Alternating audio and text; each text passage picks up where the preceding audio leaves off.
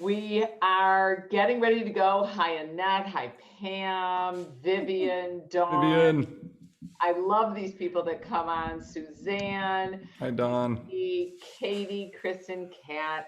Hi, everybody. One, please give yourself a name, okay? This is great. We have a wonderful webinar for you tonight. You guys, we have about 230 people that have registered, and we're really exciting. We're expecting about 80 people to show up. People end up trickling in, but you guys are the first. This means if you have any questions, you have any comments, if there's probing things you want to know, what I want you to do is put it in the chat box. So move your mouse, if you would, please. Go down to the green share button, move over to the left, which is the chat box. Click on it. The chat box already has 3 messages.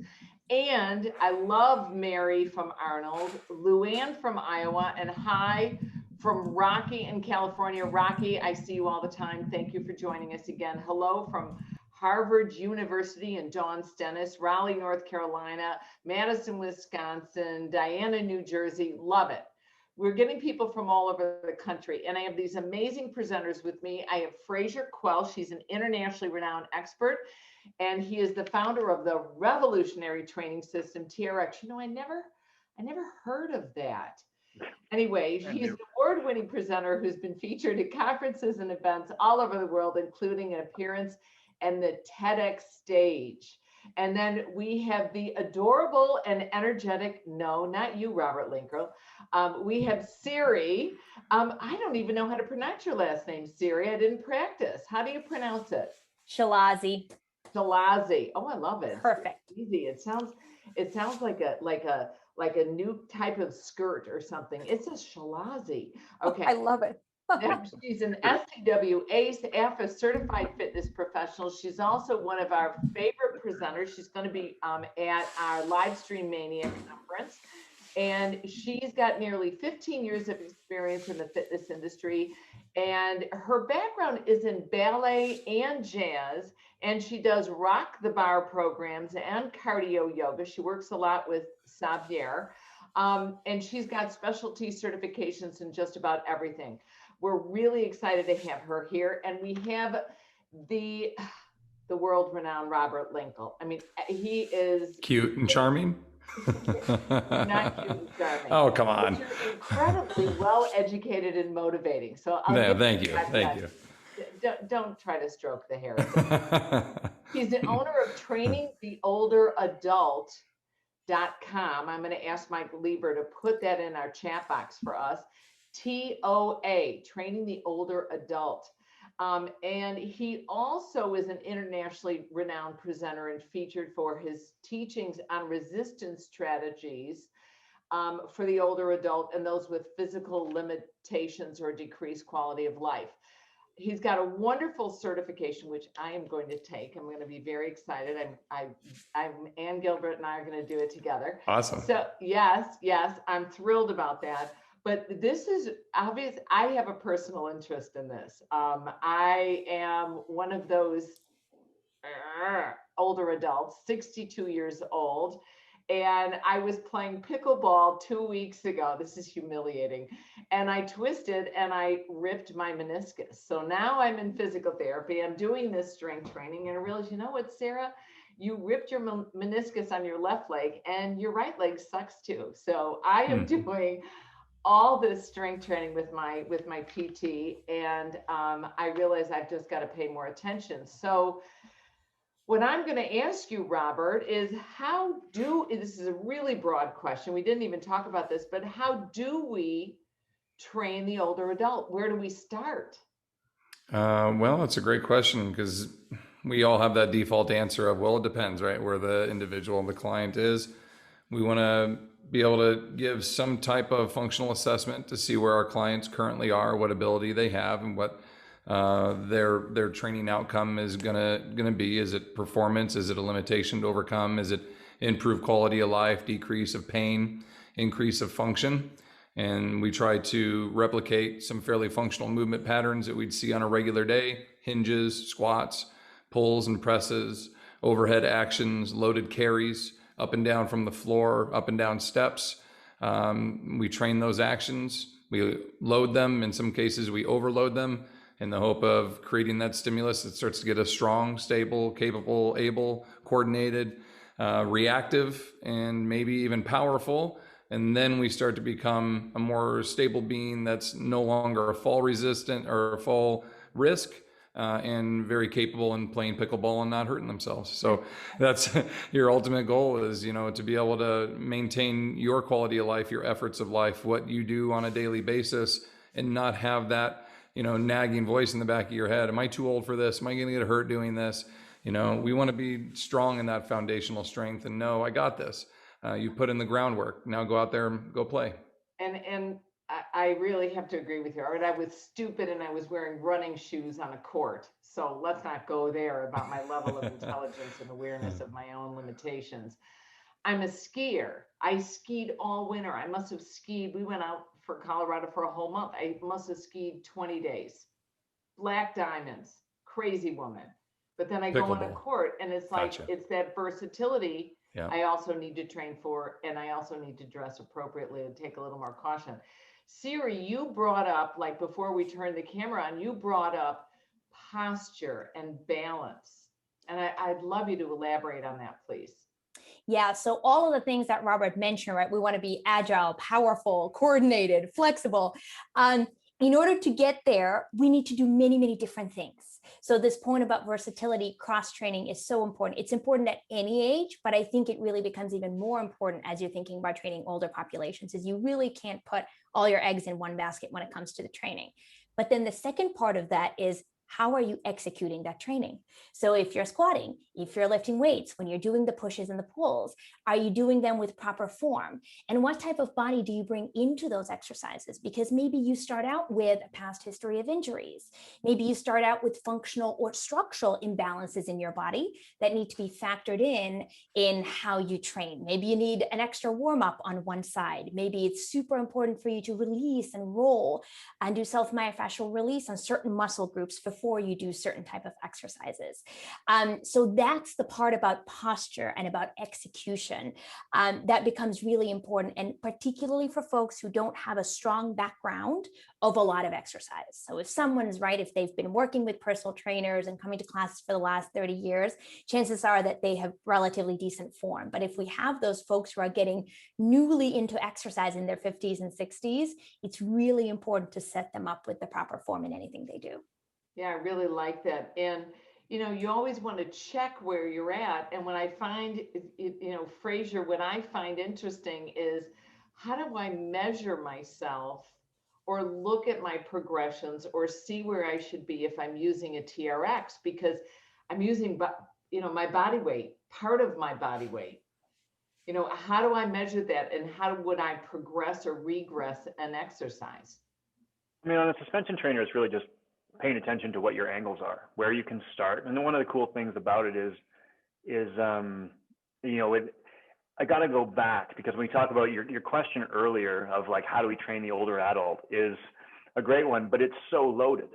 And the reason I say that I'm say that kind of poking fun a little, but like, it's such a loaded question that you could say the older adult is a person who's suffered a fall and is at risk of losing function and being in a wheelchair. You could say that I'm the older adult and I'm over 50 who is really pretty capable. I mean, I compete all the time in basketball against 25-year-olds, and my favorite thing is to make them look bad because they're 25 and just doesn't compute, right? It's like, old guy, how could he be beating me? Old guy, how could he be beating me? And so when you think about that broad spectrum, and even what you said, I thought it was really interesting as you were talking. You said, hey, I skied 25 days. Hey, I went out and then I played pickleball. Like, I live in a place where all of my friends are in their 50s and they're skiing their brains out. They're trying to ride their mountain bikes at a high level. So we're actually talking about athletic training. You were talking about speed, quickness, and agility. How can I have the knees that will enable me to play a multi-directional sport and still go down and jump onto black diamonds, double black diamonds, and hurl myself down the mountain? And so, as we talk about the suspension trainer, how do you modify or how do you change your how do you figure out your progression? That's just a matter of, what angle am I at? How much am I using this to help load myself? Am I using it to unload myself? Am I further away from the anchor point if my feet up are into it? Am I further underneath the anchor point, which is going to act as an assist? And so actually progressing and regressing the suspension trainer is really quite easy.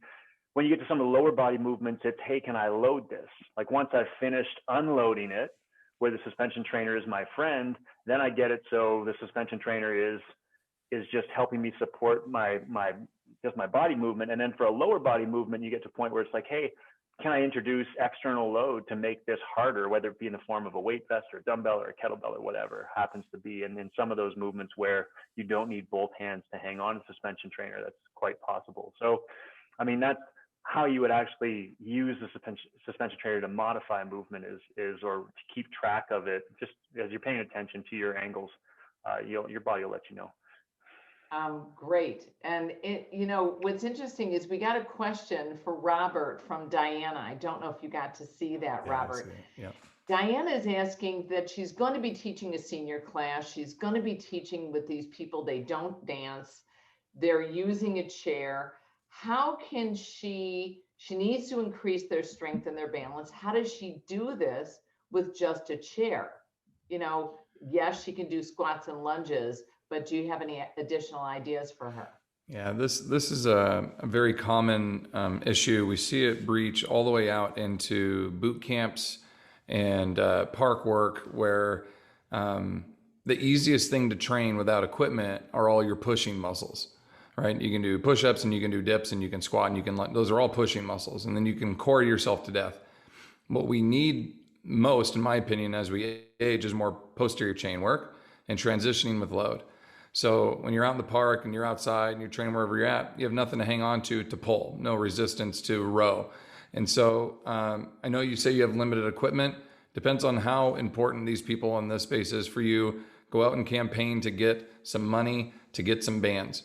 You could get 30, 40, 50 different bands for a couple of $100, get a corporate sponsor for it, get the company to pay for it, put some of your own money into it, get them to put some money into it. You get 2 or 3 bands per person and a couple of anchor points and you're golden. That's the biggest thing that we need. Everybody has their own bands. You don't have any restriction issues then. You're not sharing anything.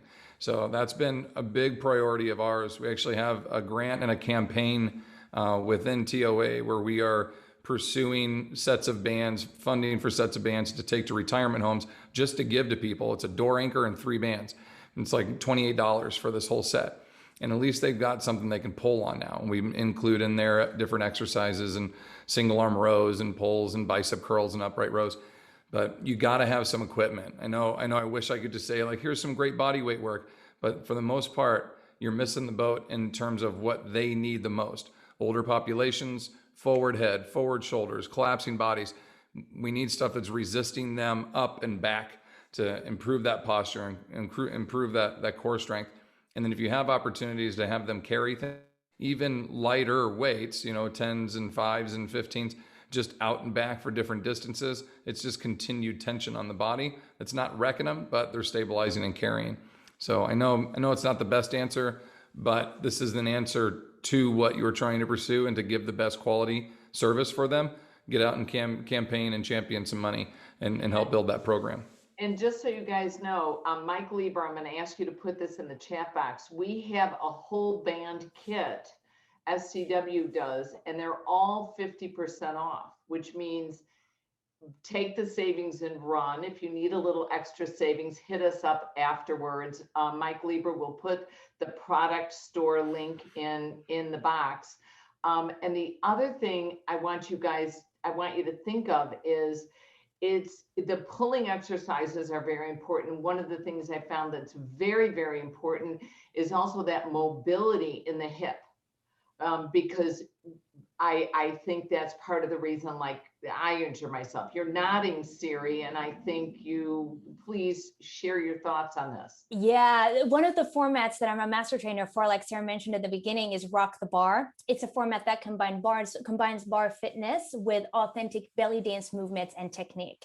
So what we do in belly dance, right, is we just move the hips in all three planes of motion, the way our hip joint was quite literally designed to move, except that in traditional exercise, when we're just doing things like squats and lunges, the hips almost never get to explore their full range of motion.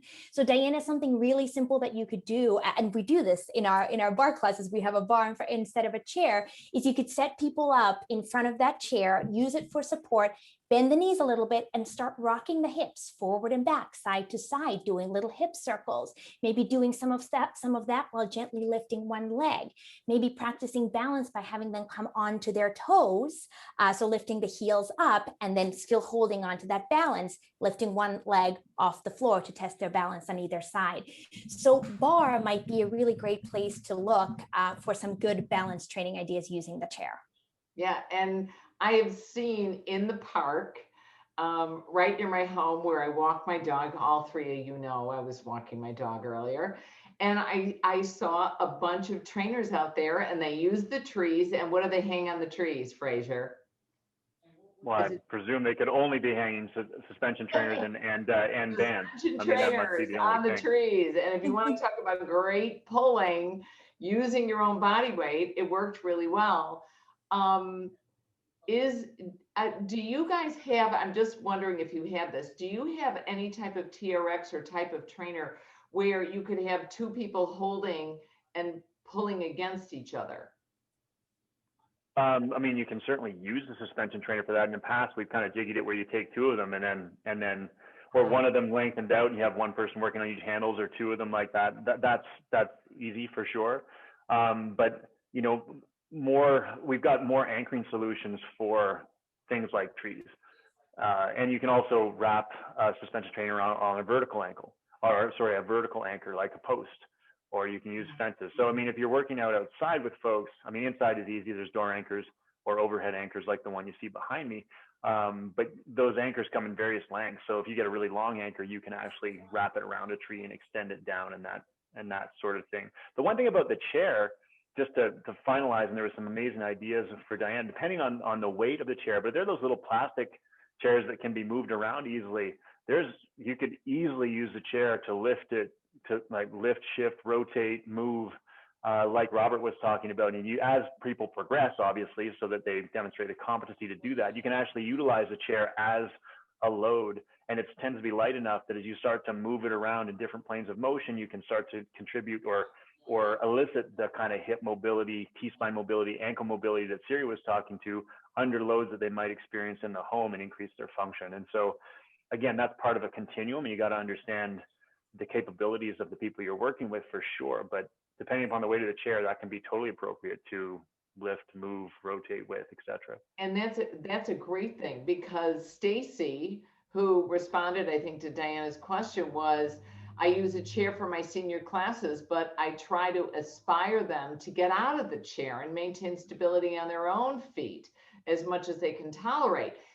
I teach a chair yoga class, and the whole idea is get out of the chair. If you're going to do warrior one, you hold one hand on the chair, you kind of lift your body up, come on out of the chair, keep the hand on the chair. It's fine. Some people are going to, trust me, they will take their hand off if they feel capable. Then they put their hand back down and then they lower back down in the chair. The idea is don't stay in the chair. And I love the idea of being able to use the chair as a load, because chair training is wonderful for different segments of the population. But elevating yourself out and being able to progress is great. And Robert, what advice would you give on progressing someone out or increasing their strength? How do you manage that when you're dealing with an older adult? Oh, I think you're on mute, Robert. Got it. Thank you. You got a couple different things to think about. Fraser muted you, Robert. What's that? Yeah, I said I think Fraser muted you, but don't. Gotcha. He's like, I'll take this one. A couple things to think about in terms of whatever you're going to ask your client to do, they're going to have to recover from. So you got to know the age and the ability. Fraser brought this up earlier, knowing that you're going to have an individual that's very well trained and you're going to have individuals that are completely green and have never done this before. They could both be 70. So you could have multiple training sessions in a week for the experienced. They could be ready to go in 24 hours. You can progress and overload and have good recovery periods, and they do great. And then you have brand new beginners who are going to do their first training day and then do the most basic and simplistic things and be, you know, sore and wrecked for 3 or 4 days until they're ready to go again. So knowing how to progress and then getting the feedback from your client afterwards, how they're feeling, what their body's, you know, capable of doing at that point, understanding that they need to move while they're sore, and that's how the progress is going to be made. Progression is key. And it's a great opportunity to mix your loaded implements with your resistant bands and then combine those two together on some of those betweener type exercises to help improve their abilities. So you can row a band and then you can row a dumbbell. Can you connect the band to the dumbbell and row it, right? So we're able to add and kind of merge, create some good diversity and some different unique angles of pulling and pressing and pushing. Different challenges, different varieties for the body will really increase good stimuluses for the body to change. So as you kind of progress and push your clients, understand they'll need to recover, get a good idea of how they're doing with that. But no, we're always on this little linear to try to continually improve them. We can do that literally with every session. That's great. That's great. And Fraser, again, before the camera came on, you shared with us that it was 2 years ago today that you 3 years ago last week. 3 years ago last week, and you had open heart surgery. So how do you obviously you were incredibly fit, and it was, can you share the experience and how you regained your strength from that? Sure. I mean, I had an aneurysm in my ascending aorta. I've been an athlete my entire life. I competed at a really high level in almost everything I did, and continue to be, as I said earlier, pretty active. And I subscribe to the school of not aging gracefully. Kicking and screaming all the way is how I intend on going. And so, yeah, it was a surprise, and it was super stressful, and it was the kind of thing that's life-threatening. And luckily my aorta did not blow up inside my chest without me knowing it was even there. And so I got it fixed. And I was very, very lucky in that it's the kind of condition that it's not like a dread cancer that may come back, might not come back. We all know people who are probably fighting that stuff right now. I certainly have good friends that are in that boat. For me, it was put you up on the lift, saw you open, pry you apart. It's quite a farm-like procedure, and then put Humpty back together again. The other side of that, though, is the coming back from it. And I think this speaks to something that's really important as we talk about everybody, really, but specifically older adults, is this idea of self-efficacy. And why do people get faced with certain events in life where something's going to happen to all of us? We're going to get sick. There's going to be, our relationship's going to blow up. We're going to get a new job. We're going to have kids leave, go through depressions, all that kind of stuff. And all those are bumps in our training road, right? And all of them affect us. And so why do some people just crater underneath that and say, well, I guess this is just the new me? Or get really depressed because, this happened and I got I can't come out of that. As opposed to the mindset that is, this might be the me right now, but I'll be damned if this is the new me. And here's the progression I'm going to take to try and get back. And so I can talk a little bit about, for me, it was because we found this thing, but because it's actually considered an elective surgery, and the heart unit is pretty busy, especially in the wintertime here when people are shoveling snow and having heart attacks left, right, and center. And I was, busy going about doing my own thing. I couldn't load at all, or beyond 30% of what my 1RM would be. And so I didn't strength train at all for that whole almost a year before I got surgery. And then the surgery, and of course, then you've got a big bone injury to contend with because they sawed your sternum in two. And so there's lots of things you can't do as you're trying to come back from that. But, I first started doing, you can't do anything with your upper body in terms of pulling or pushing, but I bought a training sled, which I didn't have until then. And while I couldn't push it, I could put a waist belt around it and walk sideways with it, walk backwards with it, walk forwards with it. So I could start to train my lower body and start to get some strength back. Anything that wasn't loading my upper body at all. And the interesting thing about, the research around stuff like this, and I won't go on and on about this, but there's some cool things that can be applied to train the older adult and to train people coming back from things, which I believe is the majority of the population we're going to deal with as quote unquote older adults, unless we're specifically looking at fall prevention. And like, when I say older adults, like elderly, and that's a different population, I think. But yeah, I mean, the training sled was a good idea. I would say aggressively cautious about my rehab, in that the research has you not doing anything with your upper body until 12 weeks is done. Well, bones don't heal like that. There's not a magic wand that gets waved at 12 weeks and says, okay, you're good, and you can start. They heal gradually. The key thing is you certainly don't want to rip yourself apart in the process of being cautiously aggressive at your rehab. And so I would come down here and I would work on very, very easy progressions. And luckily with my injury, it was one that I could feel it right away if it was something I shouldn't do. And so I'd put myself in position, and if it felt okay, then I would continue through a small range of motion. And then if that was okay, a bigger range of motion, and I would progress. It's just natural progression that you would use with anybody, just with very specific, with some repercussions that you certainly didn't want to go past the line. Yeah, but the walking, the running was key. One of the things that you're trying to do after something like that is inflate your lungs again, because you were basically dead on a table for 12 or 13 hours, and your lungs don't want to inflate again. And so they have this little tube you're supposed to breathe in and out of, which many of you may have seen, which are terrible. And so I thought to myself, hey, look, if I can get, the surgeon said after 10 days, you can run any pressure you want through your brand new aorta. And so, okay, that means that as long as it's the chest injury that the bone injury you needed to worry about. And so I started to walk up hills, and then I could run up hills, but I couldn't run down them because the ground reaction force was too much. So I started to run hills, not because I was trying to get fit, but because I was trying to expand my lungs again and get more air through them.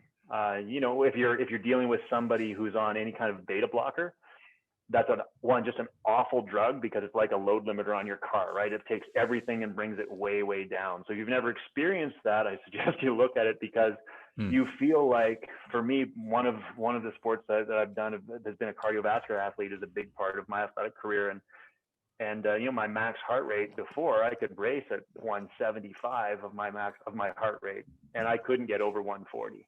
140 felt like I was killing myself. And so all of those are adjustments. If we can take this experience, and we may not have clients in front of us right now that have had open heart surgery, but we've certainly got clients in front of us that don't have the cardiovascular strength, that don't have the musculoskeletal strength, or maybe even the body awareness.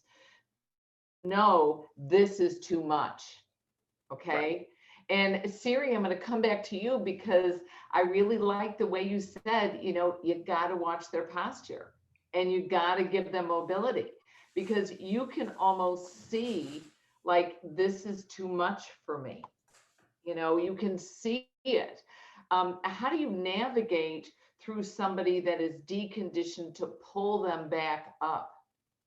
I actually think that would be one of the biggest acts of service we could do for our clients, whether it's in a group setting or in one-on-one training, is allow them to discover that they are their own best teacher, right? Instead of us being the expert that they look to forever and ever for all the answers, to turn them inward and allow them to start listening to their bodies and discovering those answers from within.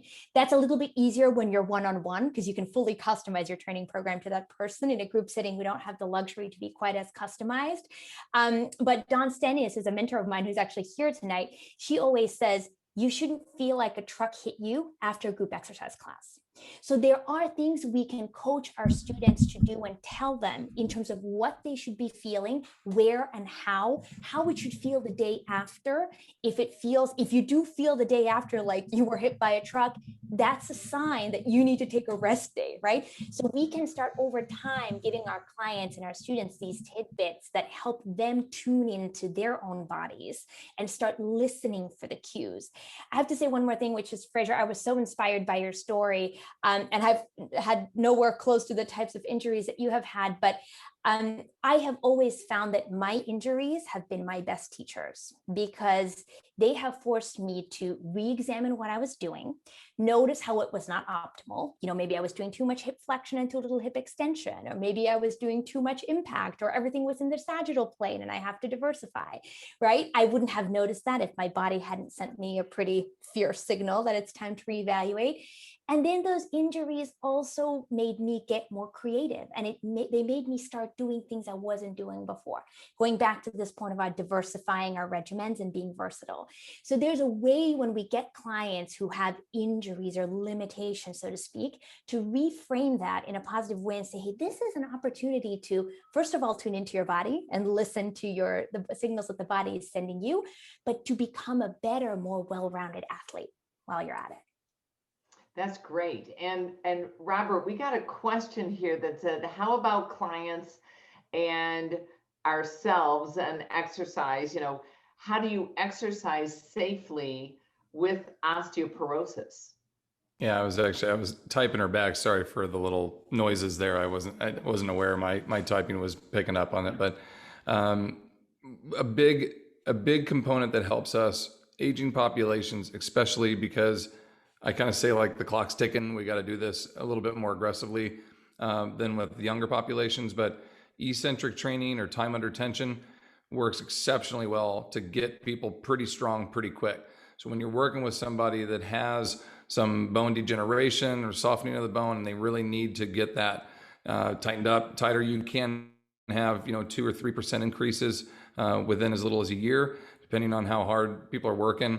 Loaded carries are a great variation for that. And then your time under tensions, you could do 3x3s, 4x2s, and basically meaning that the time in which you vary the lift, a 3-second positive with a pause, and then a 3-second negative on any of the lifts, just really controlling like a steady state lift gets people pretty strong.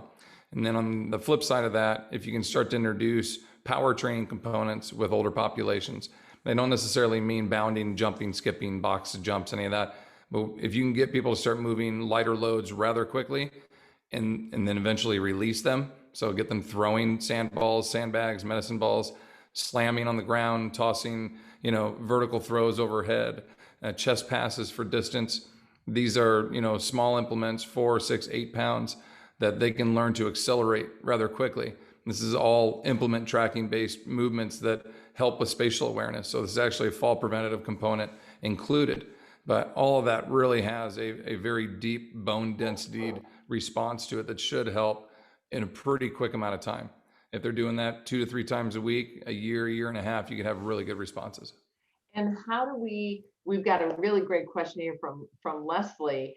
Do you have any tips when teaching on Zoom? And she said repositioning cameras, because sometimes I find with older adults, it's kind of like, I know how to position myself. I know where my ring light is. I want to make sure the camera's here. You can always hear me. But when I get an older adult who's trying to, do it on their phone or trying to do it on an iPad, and they're on the floor, like, sweetheart, I can't see you. How do we do this? Yeah. So do you have any tricks that you use or things that have helped you, Robert? Yeah, I do a session with each client individually before, if they're starting a group, or if we're going to do one-on-ones, we do one that's just teaching tutorials on how to use Zoom and where to put it. And we'll go through, and I'll be, okay, let's show me the living room, and I'll have them turn their phone. I'm like, that bookshelf right there, put me up on that bookshelf, tilting down. And they're like, right here? And I'm like, yep, a little bit lower. And they'll mark those spots. If we're doing strength training, I need you in front of the dumbbells, put me over here. If we're going to condition, we're doing body weight and wall sits, put me on the bookshelf. So we'll just do a little training session so we can maximize it, because you're totally right. You got to be able to see, you got to know what they're doing in terms of, 1 or 2 reps done incorrectly without your cueing and correcting can be, a huge impact on them. So you got to be able to see and coach them through that, get them confident in knowing how to use Zoom and what they're looking for, how they can see themselves and how they can change the camera angles. And do you want it in gallery or do you want it in presenter? Like, take them through all that so they feel, fairly confident in manipulating it, using it, and it makes the experience that much better. this is kind of weird, but do you charge for that session? Do you keep it to a half an hour? How do you? I build it right into my strategy session. So my initial, intake for data, which I don't personally charge for, but I know some people do. So I'll build it in there for an hour. We usually talk for about a half hour and I ask about their health history. We get all that. And then the next half hour, it's like, okay, let's take a look at your training space. What equipment do you have? Here's equipment I want you to order. Basically, they have a small investment, 50, $60 just to get started, because there's some stuff we have to have, which is like their initial buy into a gym, right? You're going to pay 50, $60 to become a member. So buy this equipment. We've got it here. Now I know you can set it up at this closet for the door anchor. Your kettlebell can go over here. Your bench can go. So they get some stuff. I can see what they're doing. They're capable. We spend about an hour doing all that. And usually they feel pretty good coming back into their first official workout and training session, having had that little tutorial troubleshooting session to help get all the kinks out and get things dialed in pretty well. I think that's wonderful, because when you're teaching a group X class, and Siri and also Fraser, when you're teaching on Zoom to a small group or a group class, you're so concerned with how you look and how you're going to be seen. Like, I've got to make sure the top of my fingers can be seen. I got to make sure the bottom of my toes can be seen. And if I am doing my warrior one and I'm standing up, how far do my arms go? It's almost like learning to quote unquote perform. But in this regard, if you're doing the personal training, especially if you're dealing with clients that are older, you've got to be able to see them. And literally, they will just walk out of the frame or be below. So I think that idea of training works really well. Fraser, how did you adjust? Because I know you're doing you do a lot of group training now on TRX, and you get a lot of instructors that are following you. Mm-hmm. How do you manage like getting getting them to see you, but also trying to be able to see them as well? Yeah, I mean, getting them to see me is easy because, as you said, I mean, I know where I position my camera, and I know where the stage is essentially, and so that one's pretty easy. One of the things that's really important, I think, is the way you interact with the camera itself. Like if you're trying to show something, like a certain grip, or how you want your shoulders to look or whatever, coming up to the screen and being like, okay, I want you to bend the bar that way. And people are like, oh, it's like giving someone a close up in a movie, right? It's like, okay, I get it. And then you can go back to your full body view. So understand you've really got 3 distances to work within, and using them strategically is important. The other piece I think is important from a leadership perspective on your end is, if you're dealing with more than one person, having a great big TV that your computer is connected to. And I mean, right beside me, you can't see it, but there's a 65-inch TV right here in this little room. So I can actually see people's facial expressions, which is one of my favorite things, because I can call them out when they're rolling their eyes and making faces, and I can read their lips when they curse. And so that's always good, clean fun as we're doing our sessions. In terms of how they're set up, as people come in, like I'll just give them feedback, like try and set up so I can see your whole body. It's kind of like taking a picture. If you can't see the camera, I can't see you. And so, make sure that you see a version, but the in screen, if you're positioned so I can see all of you, we're going to be okay. And then if they walk off camera, I make fun of them. Like, that's great. I don't believe you're exercising though, because I can just see your hand doing this.'re just off screen going, yep, I'm exercising. This is great. And so usually a couple little quips like that won't keep people, it's always good natured, of course, but it keeps people in line. I'll accuse them of hiding or something like that, and that usually pulls them in. But I don't have anybody, I mean, if I think about what would happen if my mother joined my virtual training class, and it would be horrendous because she can't figure it out at all. And I've tried for hours at a time trying to get her to interact with her phone. And so I would just frankly give up. Robert, you're a more patient man than I, because I imagine a whole group of my mothers that you're trying to teach how to Zoom to work. So I mean, I don't know that I can speak to that kind of challenging group, but that happens with everybody, people not getting their camera set up right. And usually it happens pretty quickly. You can address them directly, and that's how I do it. And Siri, how do you manage that? Like, well, I know you're teaching, you'll get programs of young and older, you'll get mothers and daughters. I mean, I don't even know if you get grandmothers in there, but. Oh, definitely. I love them. The grandmothers are the best. They're actually the fiercest. They work the hardest. I was going to add a couple more tips for instructors that I've been noticing a lot recently in this last year that we've been virtual. Be really mindful of colors. So if you have a white wall behind you, you can't wear white on your body. If your mat, your carpeting is black, right? You can't wear black shoes. So all of what you wear on your body has to contrast with the colors in the background. Otherwise, your feet will just blend into the mat and folks can't see anything. Also, think about not wearing the same color on the top and bottom, because otherwise it's really hard for them to tell on the pixelated grainy screen of the computer kind of where your body starts and ends. So different colors in your top and in your bottom. And then whether it's group training or one-on-one, everything that we do through the camera has to be a little bit bigger. And I think as trainers and instructors, we're already used to sort of being a little bit larger than life, but we have to take that to the next level when we're coaching and motivating and even giving directions through camera. Everything has to be crisper and to the point.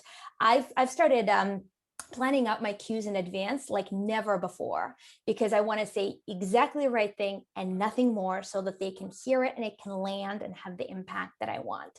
But that's been great because it's made me a better instructor. So I think, again, we have a real opportunity to hear all of us to kind of be made better by the challenge of being virtual.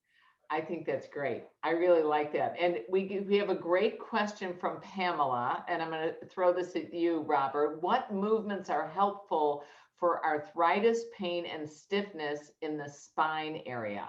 I was hoping you were going to ask me that. Yeah. So, Let me ask you that. specific to the spine, we can talk about that in a second, but let's just address arthritis in the first place. Arthritis is a limitation that starts to affect our body that basically has a grace period that needs a neuromuscular response to it. So what I mean by that is the grace period for arthritis is anywhere between 2 and 12 weeks. So you decide, I want to start resistance training, whatever it is that you want to start into. For anywhere from 2 to 12 weeks, your arthritis is going to have potential flare-ups, miserable experiences going through this where you're going to say, I started to lunge today, now my hips and my back hurt even more. Your body has to recognize, as with growing calluses and growing muscles and growing anything else, there's a new stimulus, I need to respond to it. And even though you have these arthritic issues, your body will adapt. So first part is with arthritis, we just say, start training. Train to a part where it's smart and you're not going to create massive flare-ups, but you have to produce enough that's going to get some kind of stimulus where the body's like, we need to change. Something has to change here because this is going to keep happening to me every other day or every 3 days. So I better get stronger. I better learn how to heal up. The body will adapt, but it's 2 to 12 weeks. Outside of that, directly with the spine, your lumbar specifically is a stabilizer. I'm a believer it's not supposed to move much. Like that's our center of mass. Everything else is supposed to move about it like a puppet. Arms and legs, everything else is around the outside. The lumbar should stay still. So we see people doing these hypermobility drills and these lifts where they're really manipulating a lot. I think you're causing more damage than good. Your eagle stretches, legs up and over and twisting the lumbar back. I feel like all that needs to be stable and to stay put. So once again, I will default back to loaded carries and proper hinges and sit to stands and angles of attack where you're creating momentums, you're taking away momentums, like creative design that really simulates your daily life movements without causing massive aggravation about this area. The lumbars, it's a sensitive location, but all of our movement, all locomotion comes from there. So we need to take care of that space specifically. So very long answer made a little bit longer. Understand you're going to have maybe up to 3 months, right, of these flare-ups. You got to just stay the course, people. Like, don't quit on me, right? This is going to happen. We're going to get through it.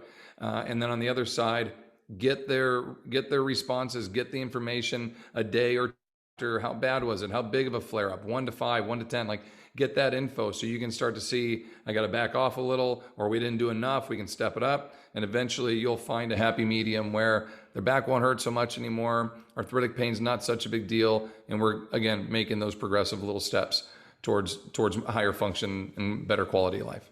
And Fraser, how would you address arthritis and stiffness in the back? First of all, I've learned some stuff from Robert. That was great because I don't have a ton of like older adults who have a lot of back pain. The arthritis dealt with more so is in the extremities. And I've found that a lot of times you'll find a certain range of motion or a certain movement. I'll use a lunge as an example because it's a really common one. Like person does a forward lunge and their knee is just like, I just can't do that. Like that's not going to happen. But you'll find if you can get them doing a lateral lunge, maybe it won't hurt at all. It'll be much more manageable. Or if you can, you know, as opposed to going as far knee over toe, if you can back that knee up. I know I've used a suspension trainer before to actually change the shin angle where it's actually back a little bit, and now I've changed the way that articulation is happening at the knee joint, and now they can actually lunge. And so you can start to work around it using quite subtle changes in ranges of motion or patterns. They can't do a forward lunge. Can they lunge out at 45-degree angle? It may be that it hurts just as bad. Depends on obviously the thing, but it may be that they can actually tolerate that. I agree completely with Robert talked about is the lumbar spine not really being made to move a lot. In fact, if you look at the body, it really goes through mobile joint, foot and ankle, relatively immobile joint at the knee, mobile joint, hip, relatively or very immobile or should be at the lumbar spine, mobile thoracic, cervical spine, not so mobile until you get the top two bones, and shoulders, of course, super mobile. So if you think of that mobile, stable, mobile, stable, mobile, stable, that's a pretty good way. And that links back into what Siri was talking about with, hey, mobilization is super key, especially as we get older, because we do tend to get tight. That all that sitting that we tend to do does start to add up on us. You know, that not moving through, not using our joints really through 360 degrees of motion will start to catch up to us. So if we are thinking about what can I do to mobilize the ankles, what can I do to mobilize the hips, what can I do to mobilize T-spine and shoulder, and what can I do to stabilize everything else, you're not going to go wrong. You know, I mean, even if that's just a shotgun approach, you're probably going to be pretty good. So I know I bled off of the. Yeah. And Siri, what are your thoughts on that? For arthritis specifically, I don't have a specialty in this area, but I'll say anecdotally, my students in the water have reported that aqua exercise and working out in the water has really helped them with their arthritis pain. So that might be something to consider. I don't know if there are studies on that. Anyone should pop it into the chat if there are. As for just Fraser's last point about mobility, yes. In addition to mobility exercises, think too about foam rolling, self-myofascial release, even encouraging your clients to work with physical therapists, to work with chiropractors, to get massages regularly, right? Because we know that the fascia, the muscular connection is very, very strong. Your muscles might be really strong, but if your fascia around them is inhibited, if there are knots, if there's not good hydration and good range of movement, those muscles are not going to be able to kind of fire and perform to their full capacity. So making sure that you're educating your clients on those other components of mobility and age-proofness is really important, in addition to just the sort of core exercises that we train them to do.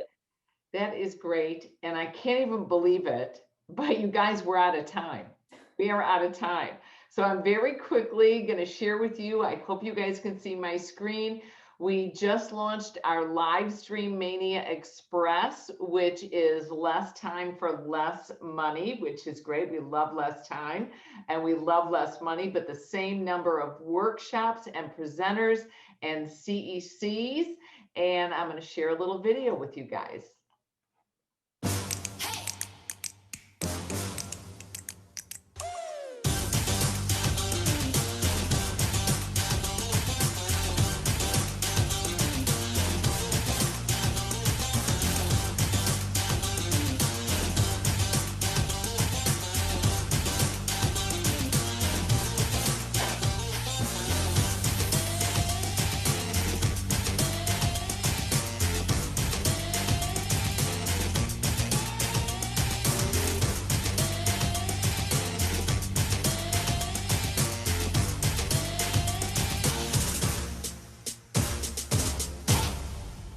Wonderful. So I want to thank you all for joining me tonight. Whoops, there we go again. And my music is starting. Sorry about that. So I want to thank you guys for joining us tonight. Fraser, thank you. Robert, thank you. Siri, thank you. You guys were fabulous. And thank you guys for chatting, sending us questions. We love it. That was great. We love our webinars. We have almost done 100 webinars. We are close. I think next week or the week after we hit 100. Amazing. I hope to see you all at Livestream Mania Express. Don't forget about our Aqua Summit that's coming up, and keep a lookout on it for a nutrition summit that's going to join us in June. So thank you all for keeping SCW live and keeping the training. Exercise is medicine. Don't forget. All right, guys. Thank you, everyone. Thank you so much. Bye, Have Siri. a great day. Bye, Sarah. Yeah, nice to see you. Thank you, everyone.